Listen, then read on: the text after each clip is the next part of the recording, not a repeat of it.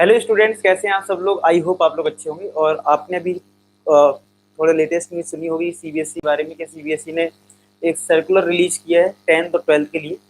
और उसमें क्या क्या चीज़ें होने वाली हैं बहुत डिफरेंट है, अभी तक ऐसा नहीं होता था। तो इस पे सब पे डिस्कस करेंगे। साथ के साथ मैं ये भी बताऊंगा लास्ट में कि हमारा नेक्स्ट स्टेप क्या होना चाहिए, क्योंकि अब ये चीज़ तो होनी ही होनी है। पिछली बार की तरह नहीं होगा कि कैंसिल बोर्ड एग्जाम, ऐसा कुछ नहीं होगा। कि बहुत अच्छी प्लानिंग सीबीएसई ने बनाई है, सारे पैरामीटर को कंसीडर कर लिया, यानी कि कोई पैरामीटर छोड़ा ही नहीं है जिसके थ्रू हम कुछ बच पाए। होता ना कि कोई एक लूप होल, ठीक है, उसके अकॉर्डिंग हम कुछ कह पाए कि नहीं हमें इस बेसिस पे नंबर दे दीजिए। इस बार ऐसा कुछ भी नहीं होगा, बहुत सारी चीजें। जल्दी से मैं ब्रीफली पहले ये बता देता हूँ क्या क्या हुआ है, अगर आपको नहीं पता तो जल्दी से 2 मिनट में कंप्लीट करते हैं। उसके बाद मैं आपको नेक्स्ट स्टेप बताता हूँ कि हमें किस तरीके से प्रिपरेशन करनी चाहिए। सबसे पहली चीज तो सिलेबस को 2 पार्ट में डिवाइड कर दिया जाएगा। जैसे कि कॉलेज में होता है कि यार सिलेबस को डिवाइड कर देते हैं सेमेस्टर 1 सेमेस्टर 2 में।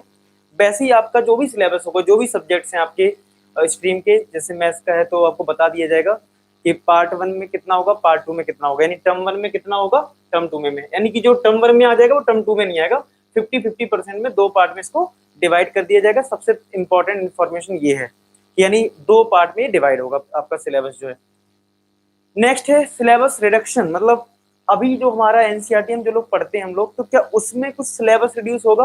तो हाँ, इसके चांसेस हैं और इसकी जल्दी नोटिफिकेशन आ जाएगी जुलाई में कि फर्दर सिलेबस रिडक्शन होना है नहीं होना है। अभी तो हुआ नहीं है, तो अगर होना है तो बता देंगे, ठीक है।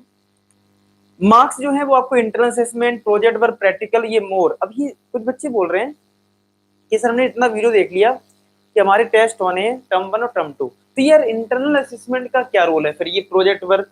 अभी मैं आपको बताता हूँ वीडियो के एंड में इसका क्या रोल है आखिरकार, ठीक है। अब बात करते हैं आपकी जो 11th या 12th आप क्लास में हो, तो किस बेसिस पे आपको नंबर मिल सकते हैं। Practical exam, activity, unit test, speaking, listening, इस तरीके से उन्होंने कुछ लिख रखा है। लेकिन मेन बात है कि जब आपकी टर्म 1 और टर्म 2 होनी है तो बार बार बात ये फंसती है कि यार ये सब चीज किस लिए। तो मैंने कहा ना आपको बताता हूँ लास्ट में। बाकी इन सब बेसिस पे आपकी प्रोफाइल क्रिएट की जाएगी, आपके मार्क्स बताए जाएंगे, साथ के साथ उसमें आपने एक्टिविटी में क्या पार्टिसिपेट किया था, उसमें आपकी क्या मार्किंग स्कीम है, सब कुछ आपके बारे में बताया जाएगा। आपकी प्रोफाइल भी क्रिएट की जाएगी, हालांकि उसके भी मार्क्स आपको मिलेंगे, ठीक है। जो भी गाइडलाइंस है, यानी कि इंटरनल असेसमेंट की, मतलब कैसे आपको नंबर देने हैं, यूनिट टेस्ट का कितना परसेंटेज लेना है, प्रैक्टिकल का कितना परसेंटेज लेना है, इसकी गाइडलाइंस जल्दी आपको डिलीवर हो जाएंगी। तो ये चीज अभी उन्होंने सीक्रेट तो नहीं, मतलब अभी उसके बारे में सोचा होगा, तो जल्दी वो रिलीज कर देंगे क्या क्या वो इंटरनल असेसमेंट के पैरामीटर हैं, कैसे कैसे आपको मार्क्स मिलेंगे। अच्छा, टर्म 1 की बात कर लेते हैं। पहली चीज तो ये टर्म 1 होगा कब, तो वो ये नवंबर और दिसंबर में होगा, ये आपने सुना होगा। अब जो टर्म 1 होगा वो आपका कंप्लीटली एमसीक्यू बेस्ड होगा। अब एमसीक्यू मतलब सिर्फ ये नहीं कि 4 ऑप्शन वाली क्वेश्चन सारे आएंगे, ऐसा नहीं है। उसमें तुम्हारे केस बेस्ड क्वेश्चन हो सकते हैं। अब केस बेस्ड क्वेश्चन अगर आपको नहीं पता है तो मैं करवाने वाला हूँ, तो चैनल को सब्सक्राइब कर लो। ऑलरेडी करवा रखी है पिछले साल, लेकिन अभी नई सीरीज में लॉन्च करूंगा, क्योंकि अब मैं देख पा रहा हूँ टर्म 1 जो है वो ऑब्जेक्टिव यानी कि एमसीक्यू बेस्ड क्वेश्चंस हैं, तो इस पे हमें ज्यादा फोकस करना पड़ेगा। तो अल्टरनेट डेज में कोई एक मैं सीरीज लॉन्च करता हूँ जिसमें मैं आपको इसकी प्रैक्टिस करवा दूँ। तो चैनल से जुड़े रहें, सब्सक्राइब जरूर कर लेना, ठीक है। उसमें असर्शन रीजन के क्वेश्चन हो सकते हैं और आपके केस बेस्ड क्वेश्चन हो सकते हैं, यानी कि ये आपके मिक्स टाइप के क्वेश्चन होंगे, लेकिन ऑब्जेक्टिव होंगे। और नवंबर दिसंबर के आसपास होगा। और ये जो पेपर है वो सीबीएसई बोर्ड बनाएगा और वो क्वेश्चन पेपर आपको स्कूल टेस्ट स्कूल में भेज दिया जाएगा। अब बात ये है कि पेपर होगा कहाँ, तो यार देखो डिपेंड करेगा यार, ठीक है।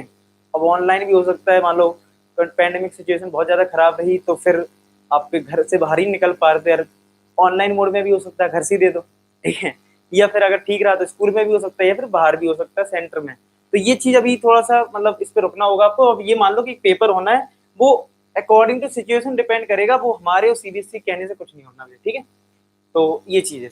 बाकी एग्जाम जो है वो एक्सटर्नल सेंटर पे होने के चांसेस हैं, ठीक है, अगर सारी चीज ठीक रही तो। और उसमें क्या होगा, जैसे आपने सुना होगा कि लोग जेई का पेपर देते हैं, एक ओएमआर सीट मिलती है, उसमें हम बबल्स फिल करते हैं। ऐसी सेम पैटर्न पे आपको एक ओएमआर सीट मिलेगी, उसमें सारे क्वेश्चंस आप सॉल्व करके मतलब उसमें बबल्स फिल कर दोगे, आपका कौन सा आंसर सही है, और वो फिर स्कूल वाले सीबीएसई को भेज देंगे, तो आपके मार्क्स लग जाएंगे, ठीक है। ये चीजें होंगी। टर्म 2 में क्या होगा, बाकी का जो 50% सिलेबस, यानी कि जो 50% सिलेबस कवर हो चुका है, उसके बाद का जो सिलेबस होगा वो टर्म 2 में आएगा, वो मार्च अप्रैल में होगा। ये 2 घंटे का होगा और ये एक ऐसा पेपर होगा जैसे अभी तक होता है। यानी अभी तक कैसा होता है, शॉर्ट आंसर क्वेश्चंस होते हैं, लॉन्ग आंसर क्वेश्चंस होते हैं, केस बेस्ड क्वेश्चंस होते हैं। इस टाइप का जो पैटर्न है उस पे बेस्ड तुम्हारा टर्म 2 होगा, ठीक है, टर्म 2 होगा, घबराइए मत। एक चांस ऐसा भी है कि नहीं होगा, लेकिन वो भी बताता हूँ, आपने सुन भी रखा होगा हो सकता है, ठीक है। In case situation is not conductive, तो जो 90 मिनट का जो जैसे अगर मान लो ऐसा हो गया कि टर्म 1 तो हो गया आपका, जो आपने ऑब्जेक्टिव क्वेश्चन करना था 90 मिनट्स का। अच्छा हाँ, एक चीज और, जो टर्म 1 है वो 90 मिनट्स का है और ये 2 आवर्स का है, यानी 120 मिनट्स का है। लेकिन अगर मान लो पैंडेमिक सिचुएशन ऐसी रही कि टर्म 2 आपका नहीं हो पाया, तो फिर टर्म 1 की तरह उसको भी ऑब्जेक्टिव पेपर की तरह 90 मिनट्स का ले लिया जाएगा। तो ये डिपेंड करेगा अकॉर्डिंग टू सिचुएशन। अच्छा, अब बात क्या है, अब तुम्हें पता है यार हालात जो है यार वो मतलब तो ना अनसर्टेन, मतलब पता नहीं कैसा है। तो सीबीएसई ने इस बार क्लियरली 4 केसेस ले लिए, 4 केसेस में बता दिया कि भाई क्या क्या हो सकता है। आई होप अब आपको बिल्कुल कंफ्यूजन नहीं रहेगी कि यार मेरे बोर्ड एग्जाम होंगे कि नहीं होंगे, अगर पैंडेमिक बढ़ा तो क्या मुझे फ्री के मार्क्स मिल जाएंगे। तो बिल्कुल क्लियर कर दिया सीबीएसई ने। क्या केस 1 नॉर्मल कंडीशन, यानी कि सारे स्कूल सब कुछ चल रहे हैं, तो आपके सारे पेपर अगर सीबीएसई की सर्कुलर में आएगा कि सेंटर पे होने या स्कूल में होने, लेकिन आपके पेपर बिल्कुल थ्योरी की तरह होंगे जैसे कि अभी तक होते आए, जैसे case based question, short answer, long answer, वो सारा उसी पैटर्न पे होगा अगर स्कूल बिल्कुल प्रॉपर चले तो। अगर स्कूल चले तो ये कंडीशन अप्लाई है, ठीक है।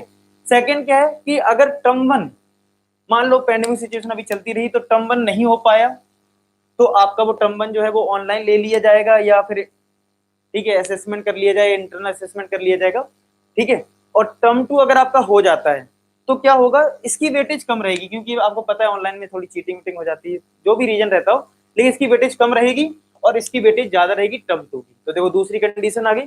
पहली कंडीशन क्या थी, दोनों सही है, नॉर्मल कंडीशन है, तो आपके स्कूल में या सेंटर में टेस्ट हो जाएंगे। अगर मान लो टर्म 1 नहीं हो पाए तो टर्म 2 की वेटेज ज्यादा रहेगी। तीसरा केस क्या हो सकता है कि टर्म 1 नहीं हुआ तो टर्म 1 हो गया लेकिन टर्म 2 नहीं हो पाया, तो आपका जो टर्म 1 का एग्जाम है उसके बेसिस पे आपको नंबर मिलेंगे।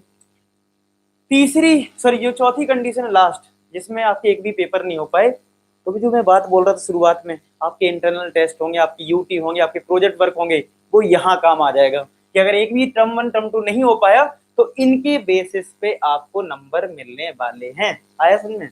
यानी कि कहने का मतलब ये है कि हर एक सिचुएशन को कंसीडर करा गया है, यानी ऐसी कोई सिचुएशन मेरे अकॉर्डिंग तो नहीं बची है। अगर आपके अकॉर्डिंग कोई बची है तो कमेंट सेक्शन में जरूर लिखना।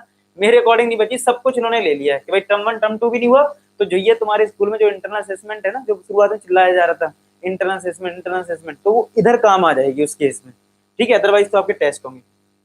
अच्छा, अब मैं बात करता हूँ कि हम लोगों को कैसे स्ट्रेटजी बनानी है। तो देखो सबसे ज्यादा जो बात है वो टर्म 1 के लिए है पहले, ठीक है, टर्म 1, ठीक है। तो टर्म 1 में आपको पता है कि यार ऑब्जेक्टिव क्वेश्चंस आने, केस बेस्ड क्वेश्चंस आने, तो इनकी प्रैक्टिस के लिए मैं अल्टरनेट डेज में एक सीरीज लॉन्च कर दूंगा, आप उसको जरूर फॉलो करना, ठीक है। लेटेस्ट पैटर्न पे बनाऊंगा और जो सीबीएसई ने question bank last year release किया था जिसमें केस बेस्ड क्वेश्चन थे, वो भी मैं पूरा सॉल्व करवा दूंगा।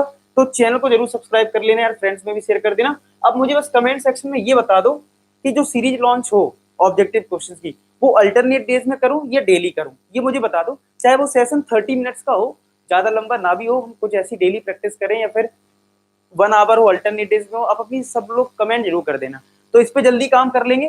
तो यानी कि हमारा जो टर्म 1 है उस पर मैं काम करना शुरू कर देता हूँ। बाकी चीजें ऑलरेडी 12th की चल रही हैं, आपको पता है, 1 शॉट वीडियोस ऑलरेडी अवेलेबल हैं, एनसीईआरटी का सॉल्यूशन पूरा अवेलेबल है, ठीक है, एनसीईआरटी पूरा कंप्लीट है, एग्जाम्पलर पूरा कंप्लीट है, ठीक, मतलब कंप्लीट का चल रहा है, ठीक है। मतलब जितना कोर्स अभी होना चाहिए था उतना हमने कर लिया, ठीक है। एग्जाम्पलर हो गया है, ठीक है, मार्क्स बूस्टर चल रहा है, बस एक मुझे एक्स्ट्रा सीरीज लॉन्च करनी है, ये वाली ऑब्जेक्टिव वाली, तो आप लोग जरूर बताएं, ठीक है। तो इस तरीके से प्लान करेंगे हम लोग कि ऑब्जेक्टिव क्वेश्चंस की प्रैक्टिस ज्यादा करें। रीजन क्या है कि यार आप देखो लॉन्ग आंसर कई बार हम लोग कर लेते हैं, ऑब्जेक्टिव में फंस जाते हैं, तो एक एक फॉर्मूला हर चीज पता होनी चाहिए, तभी आप अच्छा परफॉर्म कर पाएंगे, ठीक, समझ रहे मेरी बात? तो ठीक है, तो मिलते हैं नेक्स्ट वीडियो में, तब तक अपना ख्याल रखें, बाय बाय टू ऑल, और साथ के साथ चैनल को सब्सक्राइब जरूर कर लें, ठीक है। All the best.